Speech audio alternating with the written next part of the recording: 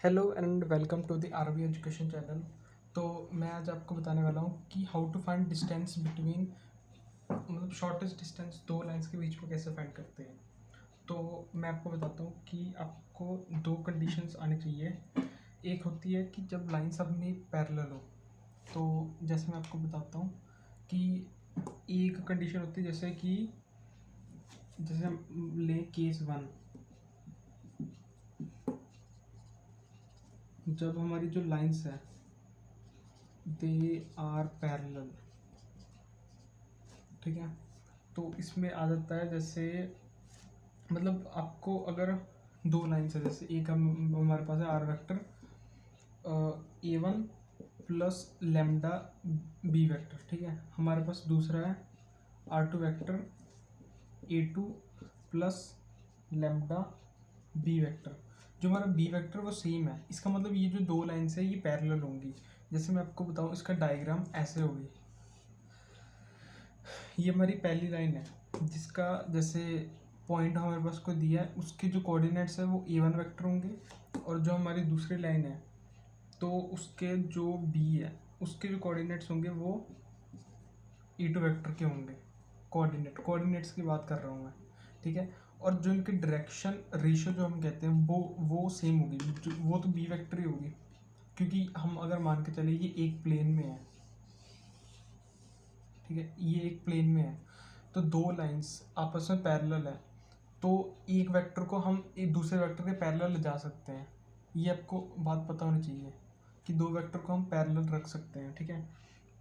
तो अगर हमने इसके शॉर्टेस्ट डिस्टेंस फाइंड करना है तो इसका फॉर्मूला होता है D equals to A2 vector minus A1 vector, ठीक है। और उसका जो क्रॉस है वो बी वेक्टर के साथ अपॉन मैग्नीट्यूड इस वेक्टर का, ये वाला वेक्टर का। तो ये तो हो गया हमारा केस। पर अब यार बच्चे पूछते हैं यार याद कैसे रखें इसे, ठीक है। तो मैं आपको एक क्वेश्चन करके बताता हूँ। यहीं पर एक क्वेश्चन देता हूँ आपको, ठीक है। हमारे पास क्वेश्चन है कि हमारे पास एक वेक्टर है R1 vector is equals to I cap plus J cap plus K cap plus lambda times, मतलब ये मैं आपको बताता हूँ ये सेम नहीं हो सकता म्यू और लेमडा, और इनका कोई काम होता भी नहीं है।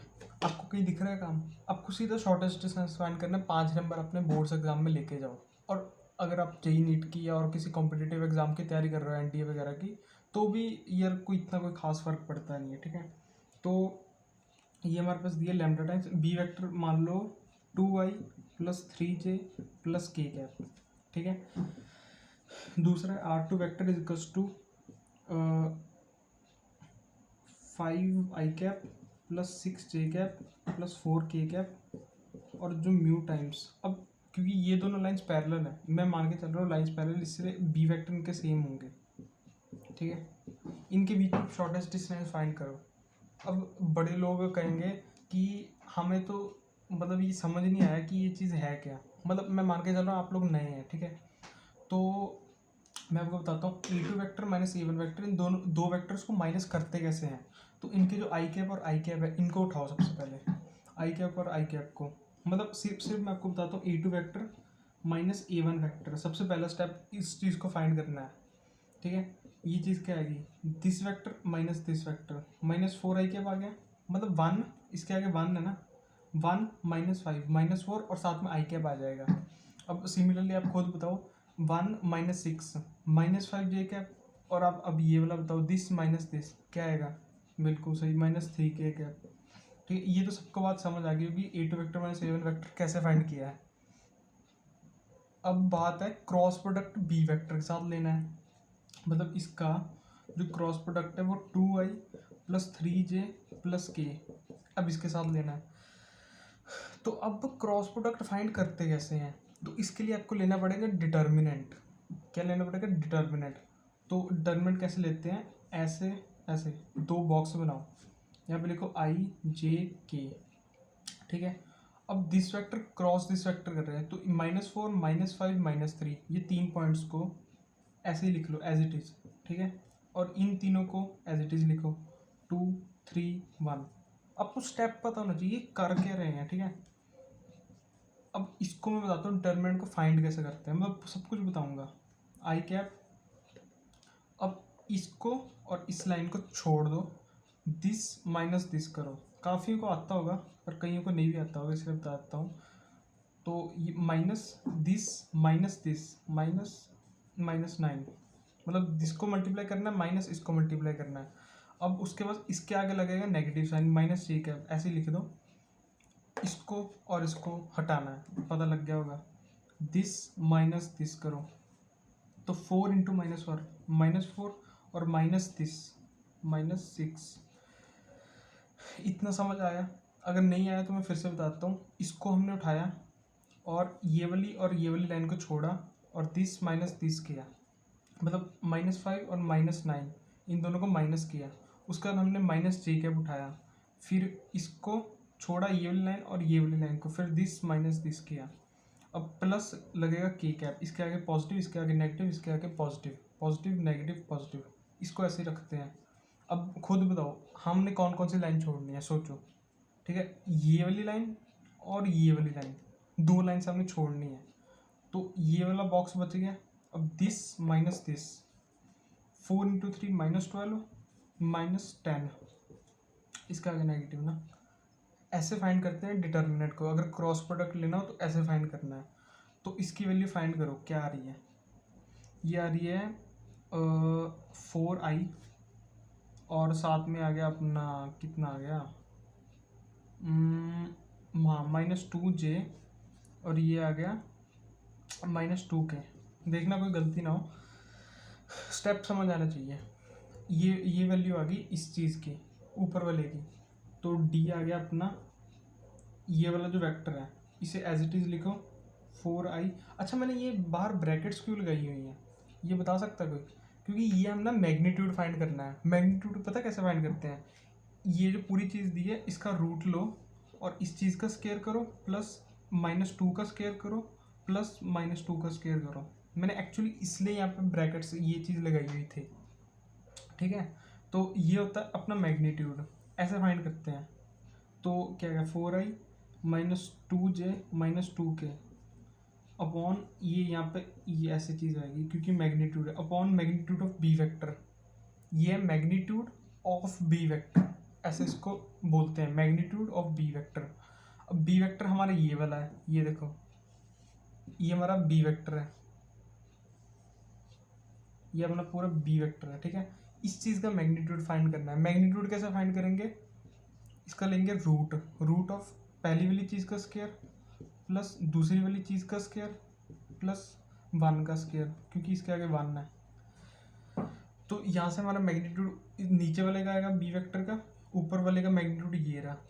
अब इन दोनों को फाइंड करो कि जो भी अपना आंसर आ रहा है उसे कमेंट सेक्शन में बताना, ठीक है। ऐसे हम फाइंड करते हैं किसी भी क्वेश्चन को। अब मैं आपको बताता हूँ, एक दूसरा क्वेश्चन देता हूँ, उसे ट्राई करना फाइंड करने की, ठीक है। एक और क्वेश्चन देता हूँ अपने पास। अब दो वेक्टर है, R1 वेक्टर हमें दिया है 10i cap plus 2j cap plus 1k cap, ठीक है। इसे इतने बड़े नंबर नहीं रखते हैं, इसे -1 ले लेते हैं। एक नेगेटिव आपको सिखाता हूँ, नेगेटिव साइन के साथ। लैम्डा टाइम्स बी वेक्टर आएगा, मान लो i plus j plus k हमें दिए इस बार। तो दूसरा हमें दिया R2 vector -2i plus 3j plus k cap, ये हमें दूसरा plus mu times i plus j plus k। अब क्योंकि ये और ये वैल्यू सेम है तो ये दोनों लाइन्स हमारी पैरेलल होने वाली, ये बात तो पक्की है, ठीक है। अब this vector minus this vector, a2 vector minus a1 vector. तो जो हमारा a2 वेक्टर है वो ये वाला है, a1 वेक्टर हमारा ये वाला है। -2 -1 कितना आएगा? -i, मतलब this minus this minus this, 3 - 2 और 1 - 1 0, ये तो बात बन गई। अब क्रॉस प्रोडक्ट इसका लेना है i प्लस जे प्लस के, मतलब आपको दिमाग में कैलकुलेशन करनी है सारी कि a2 vector minus a1 vector फटाफट इसे माइनस करेंगे और क्रॉस प्रोडक्ट ले लेंगे इसके साथ क्रॉस प्रोडक्ट कैसे? डिटर्मिनेंट i j और k लिखेंगे और -1 1 और 0 ऐसे लिखेंगे, और 1 1 1 1 1 1, क्योंकि दिस क्रॉस दिस कर रहे हैं।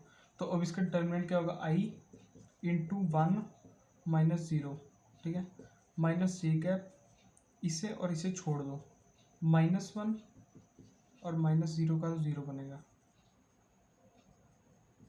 प्लस के कैप, इसे और इसे छोड़ो और दिस माइनस दिस करो, -2 आ जाएगा, क्योंकि -1 -2 आ गया। ये वैल्यू आ गई अपनी ऊपर वाली इस चीज़ की।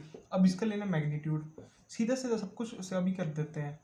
1 का स्केयर प्लस ये वैल्यू, मतलब नेगेटिव अंदर भेज दो, +1 बन जाएगी ना, और 1 का स्केयर प्लस -2 का स्केयर, मतलब स्केयर ही करना है, नेगेटिव का तो पंगा ही नहीं है। 1 + 1 + 4 √6, ऊपर सीधा लिखो √6 upon magnitude of B. B है हमारा ये, इसका मैग्नीट्यूड क्या आएगा, √1² + 1² + 1², इसका स्केयर, ये क्या आएगा √3, और ये अपना आंसर आ जाएगा √2। अब अच्छा √2 कैसे है बताता हूँ, √6 है ना, तो इसे लिख सकते हैं √3 × 2, और इसे हम अलग अलग कर सकते हैं ऐसे, √3 × √2, तो ये और ये कटेंगे इस हिसाब से। तो ये तो हमारी आ गई जब हमारी लाइन्स दो पैरेलल हो, उनके बीच में शॉर्टेस्ट डिस्टेंस है, मतलब मिनिमम डिस्टेंस कितना हो सकता है ये दो लाइन्स के बीच में। जरूरी नहीं है परपेंडिकुलर हो, कोई भी एंगल हो सकता है, ऐसा कुछ नहीं है। मतलब बस आपको फॉर्मूला पता होना चाहिए, दो लाइन्स दी होंगी, सीधा फाइंड करो और आंसर निकालो। थोड़े से क्वेश्चन करो एनसीईआरटी से, समझ आ जाएगा, इतनी कोई दिक्कत नहीं है। अब मैं आपको दूसरा केस, ये तो हमारा पहला केस है, दो केस होते हैं। अब हो सकता है लाइन्स पैरेलल ना हो एक दूसरे के, कोई लाइन्स हमें एक ऐसी दी हो, एक कोई ऐसी दी हो लाइन, दो लाइन, इनके बीच में शॉर्टेस्ट डिस्टेंस तो ये आएगा। अब इनका मेन तो हमारे पास फॉर्मूला याद करना है, तो पूरी चीज़ को हटा के बताता हूँ मैं, फटाफट बता दूंगा, अब ज़्यादा टाइम नहीं लगाऊंगा, क्योंकि मैंने मेन तो आपको क्वेश्चन करवाना है, ठीक है। तो केस 2 हमारे पास आ गया, when lines are skew lines. Skew lines का मतलब होगा कि लाइंस पैरेलल नहीं है, ठीक है। स्क्यू लाइंस का मतलब है लाइंस पैरेलल नहीं है। तो हमारे पास दो लाइंस है, एक है हमारी ए, दूसरी है बी। ये दिया E2 वेक्टर, ये दिया A1 वेक्टर, पॉइंट ही है।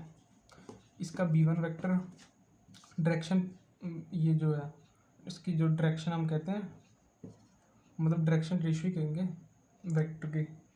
तो हमारे पास दो लाइन्स है, एक है R1 vector is to A1 vector plus lambda times B1 vector, और दूसरा वेक्टर है E2 vector plus mu times B2 vector. दो लाइंस दी है, इनके बीच में शॉर्टेस्ट डिस्टेंस फाइंड करो, सीधा आपको सर कहेंगे आपके, ये बोर्ड्स में सीधा सीधा क्वेश्चन आएगा।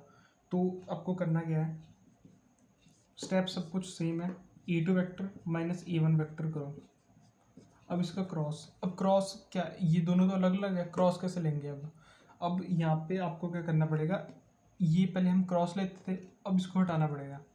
अब इसको हटा के हम करेंगे dot B1 cross B2।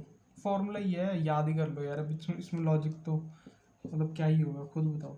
B1 cross B2, मतलब इस चीज़ का मैग्नीट्यूड नीचे, ये हमारे पास शॉर्टेस्ट डिस्टेंस का फॉर्मूला है। वैसे लिख लो कहीं पे, दीवार में चिपका लो लिख के, काम आएगा बाद में, ठीक है। क्वेश्चन मेन है, क्वेश्चन आपको एक क्वेश्चन देता हूँ, अच्छा क्वेश्चन दूंगा, ठीक है। तो अच्छा नहीं मतलब सिंपल, मतलब क्वेश्चन जैसे आते हैं क्वेश्चन बोर्ड्स में ज़्यादातर, मतलब बोर्ड्स में या आपके जो सर डालेंगे। तो हमारे पास एक A1 vector I plus J plus K plus lambda times B1 vector है I cap plus 2J plus 3K, ठीक है। R2 वेक्टर दिया है, ये ट्राई आपको खुद करना है, ठीक है। एक क्वेश्चन दूंगा, मतलब करना है इसे ट्राई। ये दिया है 2y plus 4j plus K cap, ठीक है, plus mu times -I minus J plus K। Find करो। वीडियो को यहीं पे पॉज करो और ट्राई करो करने की, नहीं होता देख लो सोल्यूशन, क्या दिक्कत है, ठीक है। तो अब मैं आपको बता देता हूँ, E2 vector minus A1 vector, तो 2 - 1, मतलब this vector minus this vector, 2 - 1 I cap, 4 - 1 plus 3j cap और 1 माइनस 1 0, वो तो 0 बनेगा, ठीक है। अब उसके बाद हमें डॉट प्रोडक्ट लेना है। अब डॉट प्रोडक्ट कैसे लेते हैं, अब कईयों को ये नहीं पता होगा, तो मैं आपको एक एग्जांपल देता हूँ डॉट प्रोडक्ट की। जैसे हमारे पास है i plus J plus 2k का dot product 5i plus 3j plus 4k, ठीक है। डॉट प्रोडक्ट लेना है, इसकी मल्टीप्लिकेशन इसके साथ, इसकी मल्टीप्लिकेशन इसके साथ, इसके साथ, मतलब i और i की मल्टीप्लिकेशन, j और j की मल्टीप्लिकेशन, k और k की, मतलब उन सबको मल्टीप्लाई करके हमें ऐड करना है। तो बता देता हूँ, 5 प्लस आई जे के अब हट जाएंगे, उसके बाद 1 इंटू 3 3 प्लस 2 इंटू 4 8, इन मतलब अब यहाँ से जो आंसर आएगा वो हमारा आंसर होगा, कितना आएगा 16 आ जाएगा। तो ऐसे हम लेते हैं डॉट प्रोडक्ट। मैं बता देता हूँ, हैंड राइटिंग का थोड़ा देख लेना, प्रोडक्ट लिखा है। तो डॉट प्रोडक्ट आपको समझ आ गया कि मल्टीप्लिकेशन से देखते हैं। और क्रॉस प्रोडक्ट कैसे देखते थे, जब हम डिटर्मिनेंट फाइंड कर रहे थे पिछले क्वेश्चन में। अभी भी मैं आपको बताता हूँ, क्रॉस प्रोडक्ट ये रहा, ये क्रॉस प्रोडक्ट है। तो दिस क्रॉस दिस, क्योंकि ये b1 वेक्टर है, ये b2 वेक्टर है, दोनों का क्रॉस प्रोडक्ट मतलब डिटर्मिनेंट फाइंड करना है, कोई दिक्कत नहीं है। 1 2 3 -1 और 0, बस डिटर्मिनेंट फाइंड करो। दिस 2 इंटू 0 -3, ठीक है। बस सीधा देखो, माइनस जे कैप, इसको और इसको हटाओ, 0 माइनस दिस इंटू दिस -3, ठीक है। अब प्लस के कैप, अब इसकी और इसकी वाली लाइन को हटाओ और यहाँ पे आएगा -1 minus of -2, this minus this. यहाँ से आपका आएगा b1 क्रॉस b2, उनका इसके साथ डॉट प्रोडक्ट लेना, मैं कर ही देता हूँ। i प्लस 3j, इसका डॉट प्रोडक्ट इसके साथ, ये क्या आ रही है 3i और प्लस 3j और माइनस प्लस के कैप, बाहर तो मैग्नीट्यूड है, और इसका नीचे मैग्नीट्यूड आएगा, तो क्या आएगा रूट ऑफ 3 स्क्वायर और 1 स्क्वायर, इसका मैग्नीट्यूड रूट ऑफ इसका स्क्वायर और इसका स्क्वायर। तो इसका dot product 1 into 3 3 plus 3 into 3 9 plus यहाँ पे 0 के कैप लिखा है क्योंकि कुछ है ही नहीं, 0 इंटू ये 0 अपॉन 3 9 3 0 9 और 18 और 1 19 रूट 19, इसका मैग्नीट्यूड है, तो ये आ गया 12/√19, ये हमारा आंसर हो जाएगा, ठीक है। और ऐसे हम फाइंड करते हैं स्क्यू लाइंस जो पैरेलल ना हो और जो पैरेलल हो उनके बीच में। तो इतने से आपका वेक्टर और 3D का शॉर्टेस्ट डिस्टेंस वाला पार्ट कवर हो गया है। अब एनसीईआरटी का क्वेश्चन उठाओ, नहीं होता क्वेश्चन फिर से वीडियो को देखो, समझो और हो जाएगा क्वेश्चन। एक एक क्वेश्चन देख लो बस, मतलब फॉर्मूला देख लो, एक क्वेश्चन देख लो कैसे किया है, बस इससे ज़्यादा ज़रूरत नहीं है, हो जाएंगे आपके क्वेश्चन, ठीक है। तो आज के लिए इतना ही है, मिलते हैं नेक्स्ट वीडियो में। Thank you very much.